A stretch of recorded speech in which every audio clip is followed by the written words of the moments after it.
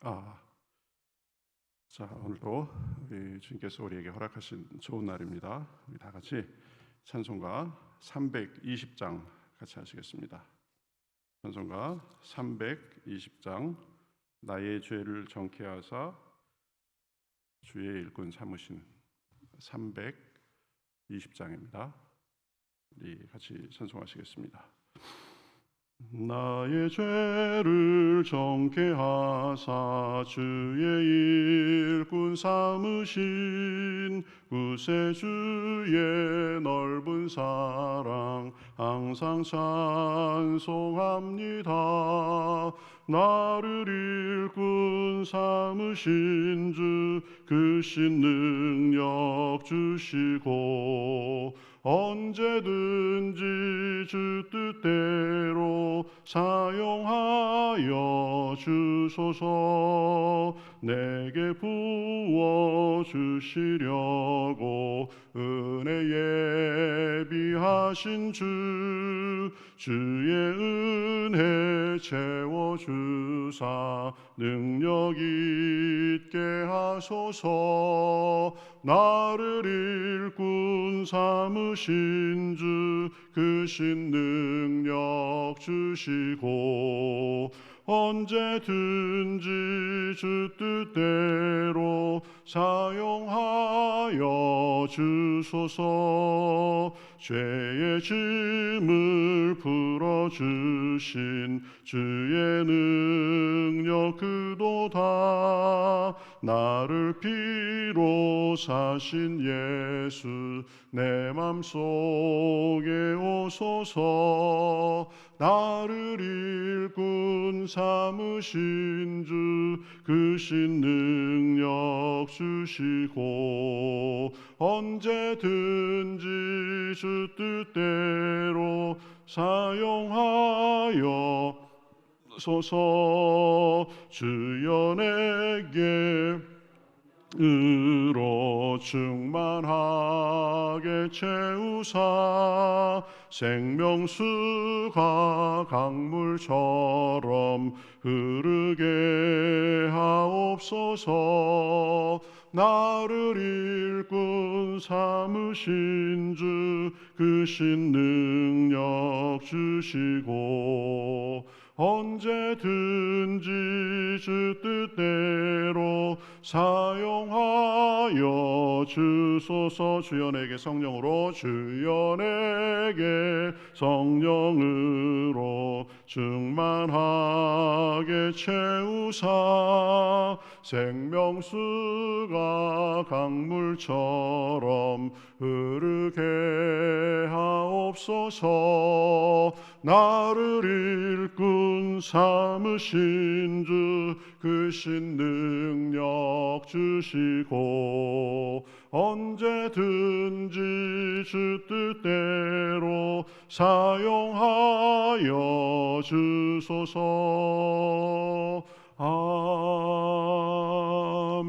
아멘. 같이 기도하시겠습니다. 하나님 감사합니다. 지난 간밤에도 저희들의 호흡을 지켜주시고 오늘도 이렇게 새날 새아침 주님 앞에 나와서 하루를 주님과 함께 시작하게 하시니 감사합니다. 이 시간에도 저희들의 마음을 주님의 불로 환하게 밝혀주시옵시고 성령께서 충만케 하여 주시어서 저희들의 몸과 마음이 온전하며 또 오늘 하루도 주님 앞에 복된 날 주님께 영광 돌리고 참 이 삶을 누리며 사랑을 나누는 날이 될 수 있도록 인도하여 주시옵소서. 삶 속에 고통도 있고 어려운 것도 있고 또 기도의 제목도 가지고 왔습니다. 하나님께서 함께하여 주셔서 하나님께서 맡아주시고 또 우리의 짐을 대신 져주시는 주님께 맡기며 자유함을 얻고 또 문제의 해결도 받고 우리 삶이 우리 믿음이 더욱더 앞으로 나아가기에 부족함이 없도록 인도하여 주시옵소서. 시종을 주님 앞에 맡기며 살아계신 예수님의 이름으로 기도하옵나이다. 아멘.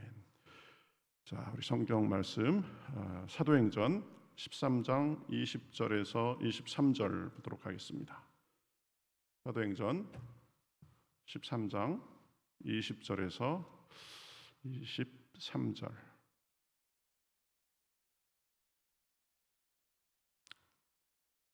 20절부터 23절 한 절씩 교독하시겠습니다. 그 후에 선지자 사무엘 때까지 사사를 주셨더니 그 후에 그들이 왕을 구하거늘 하나님이 베냐민 지파 사람 기스의 아들 사울을 40년간 주셨다가 패하시고 다윗을 왕으로 세우시고 증언하여 이르시되 내가 이새의 아들 다윗을 만나니 내 마음에 맞는 사람이라 내 뜻을 다 이루리라 하시더니 하나님이 약속하신 대로 이 사람의 후손에서 이스라엘을 위하여 구주를 세우셨으니 곧 예수라. 아멘. 자, 우리 사도신경이 아니죠. 사도행전 계속 보고 있는데요. 지난 시간부터는 이제 바울이 바나바와 함께 전도 여행을 하면서 지금 비시디아 안디옥에 있는 회당에서 하나님의 말씀을 전하는 그런 장면입니다. 그래서 이 앞부분까지는 하나님께서 이스라엘 조상들을 택하시고 또 애굽에서 나오게 하시고 또 광야를 지나면서 또 가나안을 주시고 그런 것들은 하나님께서 은혜로 이렇게 베풀어 주신 것이다라고 했습니다. 이스라엘이 무슨 다른 민족보다 더 뛰어나고 특별해서가 아니라 하나님께서 은혜로 이스라엘을 통해서 온 세상 사람들에게 복 주고자 그렇게 하신 것이다라고 했습니다. 하나님께서 우리에게 은혜를 주신 것도 마찬가지라고 했죠. 우리가 잘나고 자격이 있고 그래서가 아니라 하나님께서 우리를 어여삐 여기시고 우리를 사랑해 주셔서 먼저 손을 내밀어 주셨기 때문이다. 그러니까 그 은혜에 감사하고 그 은혜에 보답하기 위해서 우리의 삶을 드리고 헌신하는 자세로 사는 것이 필요하다라고 했습니다. 오늘 우리가 읽은 말씀은 이제 계속 이어지는 그 바울의 설교 내용입니다. 가나안 땅에 들어가서는 보면 사사 시대를 지나고 그리고 이제 이스라엘 사람들이 우리도 다른 민족들처럼 왕을 주십시오. 그러니까 이제 왕을 주시고 그래서 사울이 40년간 다스리고 이 다윗을 왕으로 세우시면서는 이렇게 말씀한 것을 볼 수 있죠. 22절에 보면 내가 이새의 아들 다윗을 만나니 내 마음에 맞는 사람이라 내 뜻을 다 이루리라 이렇게 말씀하셨습니다.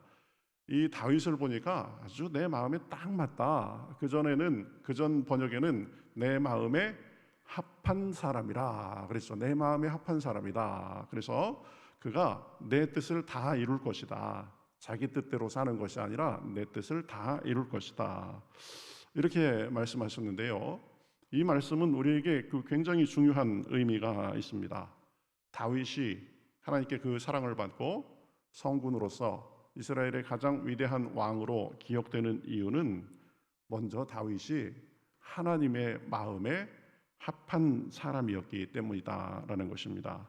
그래서 하나님의 뜻을 다 이루리라고 그렇게 하나님께 믿음을 주었던 사람인 거죠. 그전 성경에는 내 마음에 합한 사람이라고 했는데 새 번역에는 내 마음에 맞는 사람이라 그랬습니다. 이것을 제가 원어상으로 정확히 뜻이 어떤가 해서 찾아봤어요.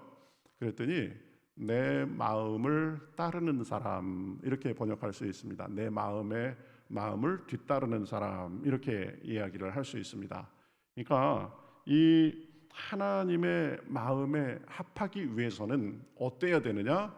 우리가 우리 마음대로 우리 주관대로 하는 것이 아니라 하나님의 뜻을 잘 분별해서 하나님의 뜻을 따르는 그런 태도가 필요하다라는 것입니다.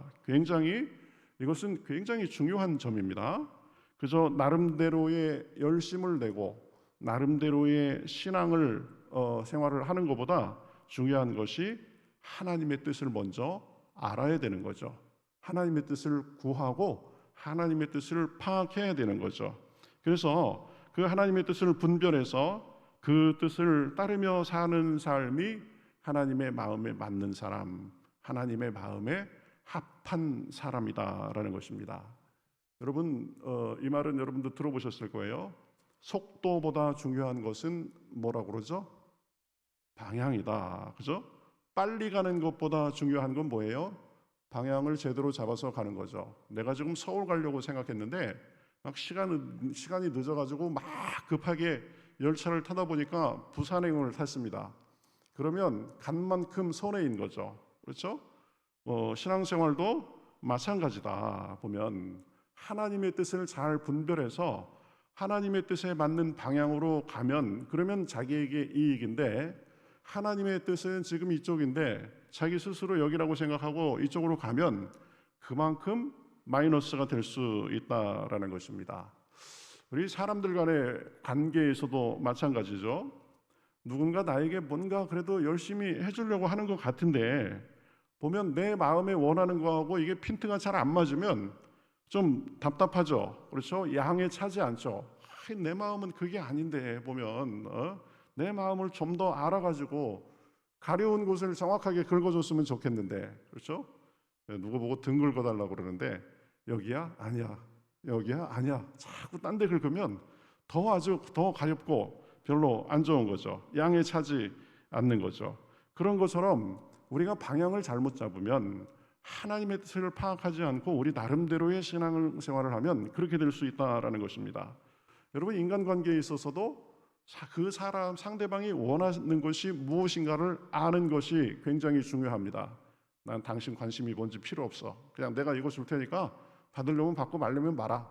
이거는 인간관계에 있어서 아주 초보도 모르는 사람이죠. 그렇죠? 여러분, 그 부모님께 효도하는 거에 있어서도 저는 그렇게 생각합니다. 뭐 돈을 많이 드리고 뭐 거창하게 하고 그런 것보다 마음을 맞춰주는 게 중요합니다. 보면 맛있는 거를 사줘도 부모님이 맛있어 하는 걸 사줘야지, 내가 먹어보니까 맛있더라고, 부모님은 별로 좋아하는 음식도 아닌데 막 사주고 그러면 마음이야 그렇겠지만 아주 흡족하지 않겠죠. 그렇죠? 그래서 하나님의 뜻을 잘 알고 그 뜻을 따라서 사는 것이 굉장히 중요한 것입니다. 이스라엘 사람들이 이 부분에 좀 약했어요. 그래서 로마서에 보면 이 이스라엘에 대해서 이스라엘 백성이 예수님을 믿지 않는 이유가 뭐냐면 열심이 없었기 때문이다. 아니, 열심이 없었기 때문이 아니라 열심은 있었는데 잘못된 열심이 있었다라고 그렇게 말을 합니다. 그래서 로마서 10장 2절에 보면 이렇게 말하죠. 내가 증언하노니 그들이 하나님께 열심히 있으나 올바른 지식을 따른 것이 아니니라. 뭐 나름대로 하나님께 엄청 열심히를 냈는데 이게 하나님께서 원하시는 것하고 방향이 잘 맞지 않았다라는 거죠. 하나님의 뜻을 따르지 이 지식을 따른 것이 아니다. 하나님의 뜻을 따른 것이 아니다. 그래서 3절에 보면 하나님의 의를 모르고 자기 의를 세우려고 힘써 하나님의 의에 복종하지 아니하였느니라. 참 아이러니한 겁니다. 그저 자기 나름대로 열심만 내서는 안 된다. 잘못하면 그게 하나님의 뜻하고 역방향이 될 수 있다라는 것입니다. 우리도 그럴 수 있다라는 것을 알아야 됩니다. 우리 믿음은 우리 나름대로의 믿음이 아닙니다.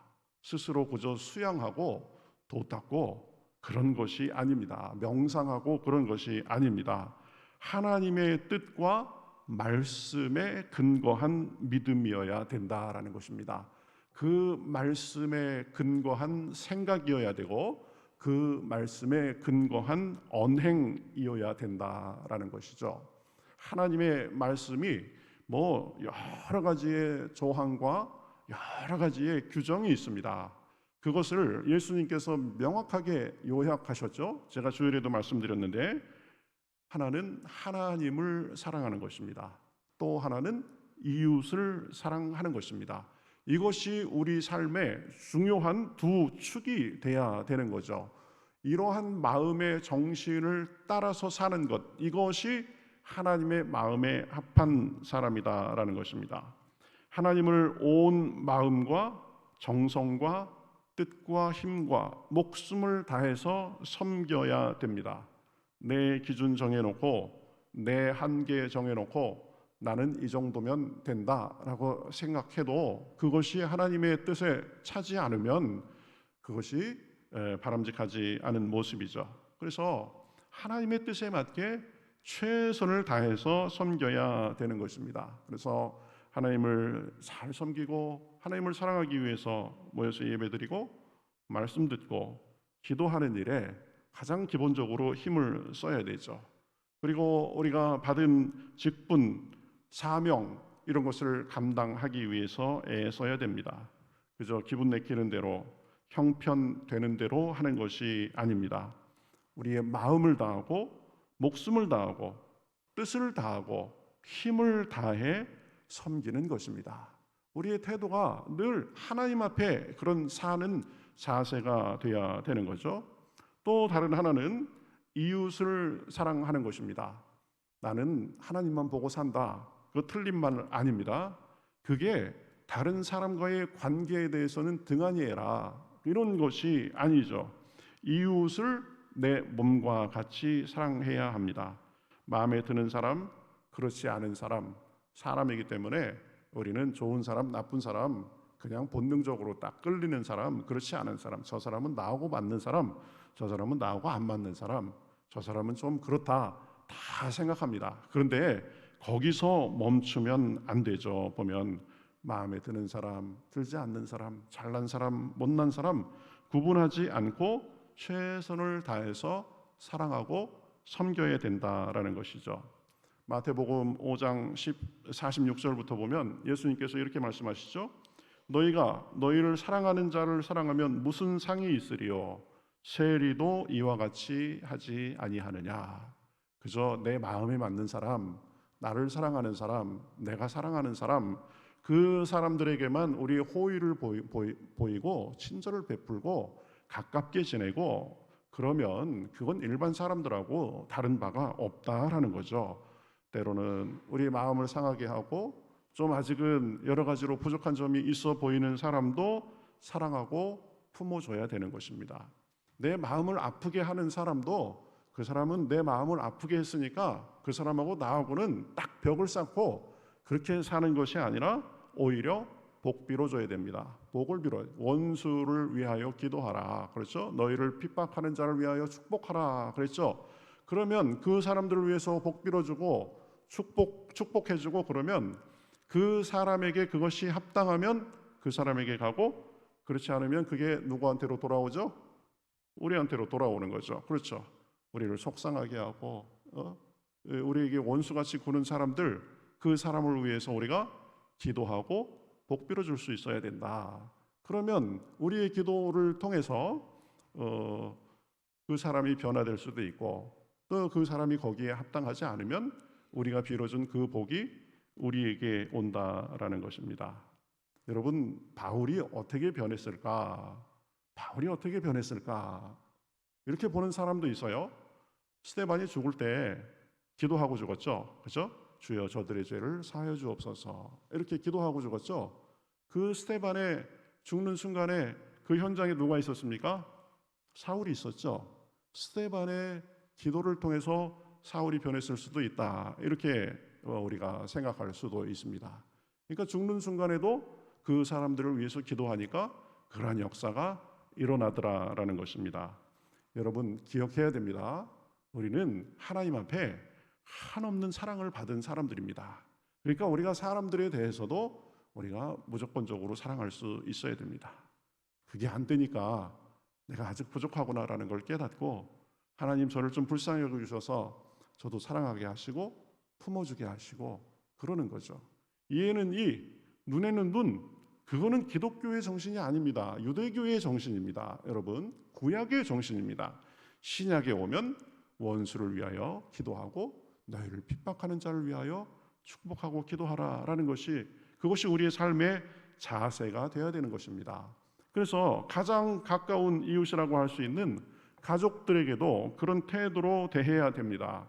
부부간에 또 자식은 부모에게, 부모는 자식에게, 형제와 동기간에도 마찬가지입니다. 사랑하고 흉어물 없이 친밀하게 지내야 되지만 그러나 함부로 대하면 안 된다 보면 그렇죠? 사랑하고 품고 섬겨주고 가족이 서로 그래야 된다. 부모는 자식을 섬기고 자식은 부모를 섬기고 서로 섬기는 자세가 기독교의 자세입니다. 우리 같이 신앙생활하는 교우들도 마찬가지입니다. 믿음이 아직 어린 사람을 무시하고 깔보고 답답하다고 하면 안 됩니다.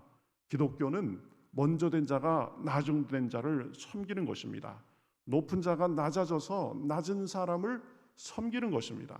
그래서 먼저 된 사람들이 섬기고 본을 보이고 그래야 되는 거죠. 1대1 우리가 하면서 많이 배우는 게 뭐예요? 참 이분들 참 사랑으로 섬기는 게 너무 잘하는구나. 그렇죠? 그걸 배워서 우리도 섬김을 할 수 있어야 된다. 우리 1대1 하면서 아주 중요한 포인트 중에 하나가 그거인 것 같습니다. 그렇죠?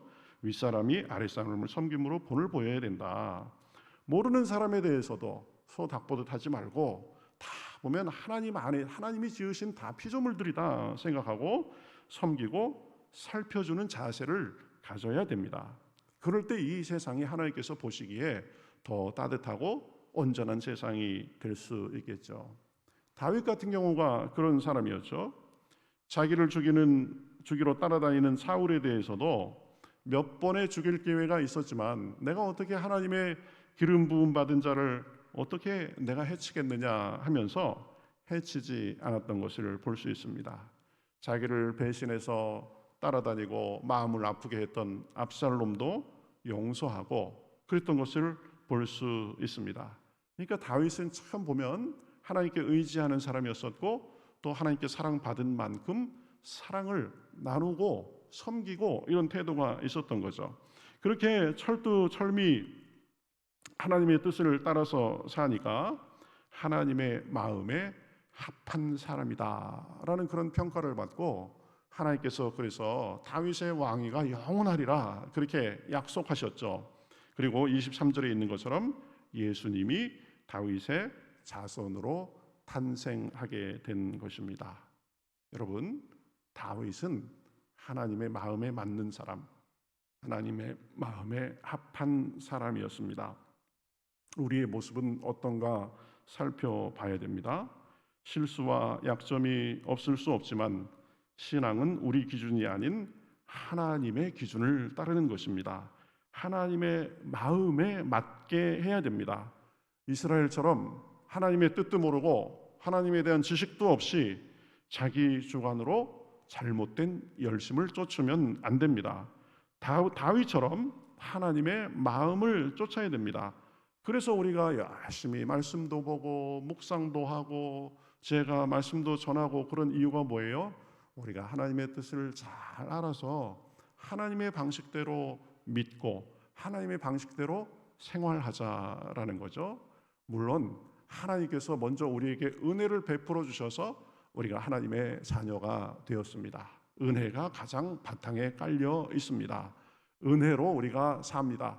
그렇지만 그 은혜를 따라서 사는 우리의 삶의 자세는 그 은혜를 주신 하나님의 뜻이 무엇인가를 잘 분별해서 그 뜻을 뒤따르며 살아야 된다라는 거죠.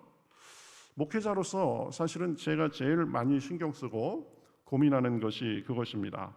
어떻게 하나님의 뜻에 맞는 목회를 할까? 어떻게 우리 교회의 성도들이 그러한 마음으로 하나님을 섬기고 이웃을 섬기며 살도록 할까? 그런 것입니다.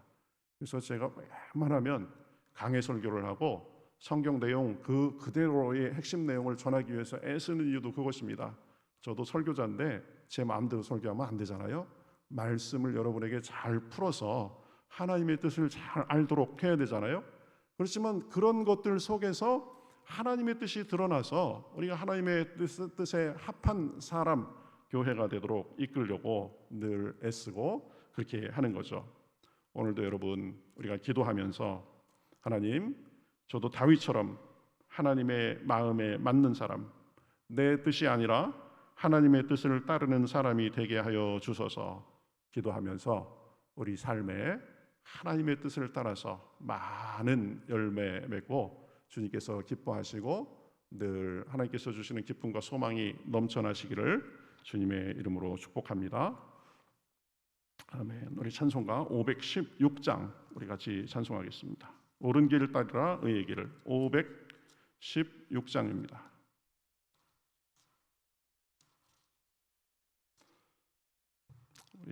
516장 같이 찬송하겠습니다.